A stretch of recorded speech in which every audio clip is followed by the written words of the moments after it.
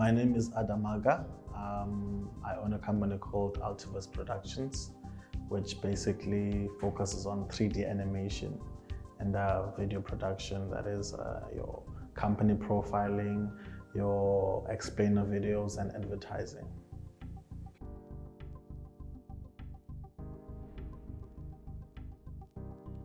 I've tried the corporate thing, the whole 9 to 5 sitting down in the office, but I've always had that creative element to me, and I tried, as I've said, in the corporate side, and I was just depressed. And I was also doing some creative work at the side, and that's where I felt more alive and more purpose-driven. And I felt like I could do that for the rest of my life. It didn't feel like work, And once I started, I couldn't stop. Yeah.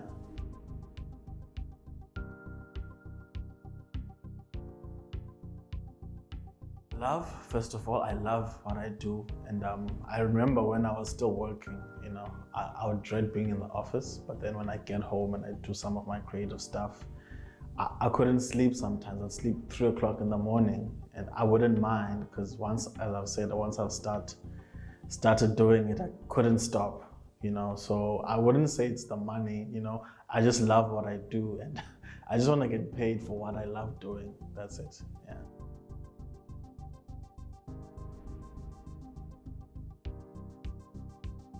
No, they don't. I don't really blame them that much, because it's quite difficult. I understand that it's actually quite a complex problem.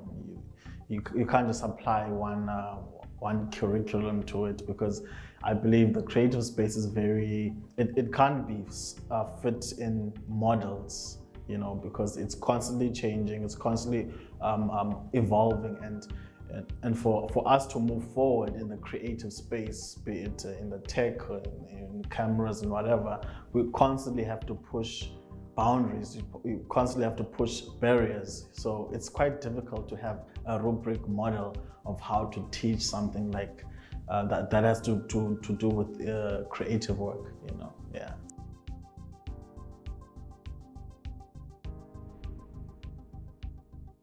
I tend to like to think of myself as an individual.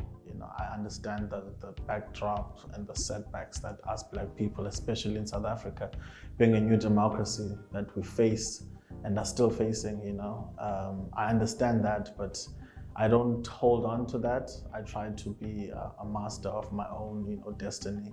And, when I'm talking to someone or whoever, whatever opportunity I don't let my skin or my lack of melanin speak for me. I think the markets are open enough for me that my work does the talking for me, So yeah, there is that element, but I just feel like we shouldn't stick to it that much, We should be grateful for the opportunities that we have, Not that they're the best, but that's what we have for now,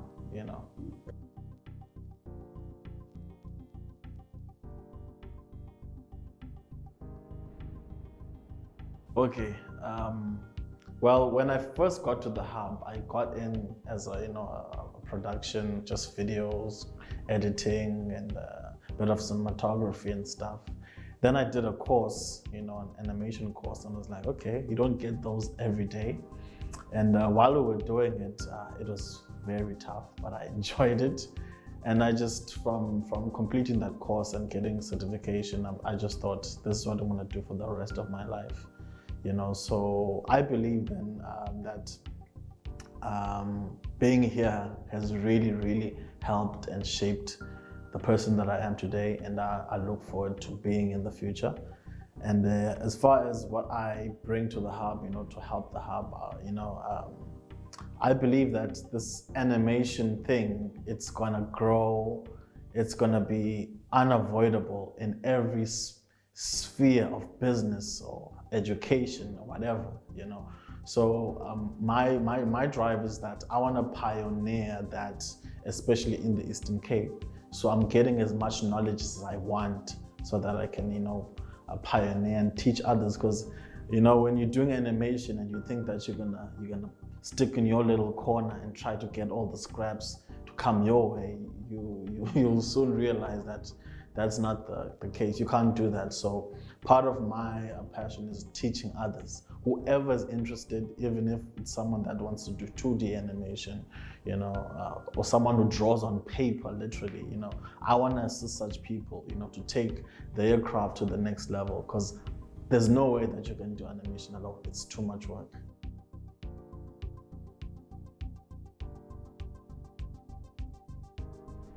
You know, I was thinking about this, I think 2 weeks ago, that I was part of the group in primary that used to sit in a corner during break time and just draw the whole time, and would show each other people pictures, and everyone would just be like, wow, you know?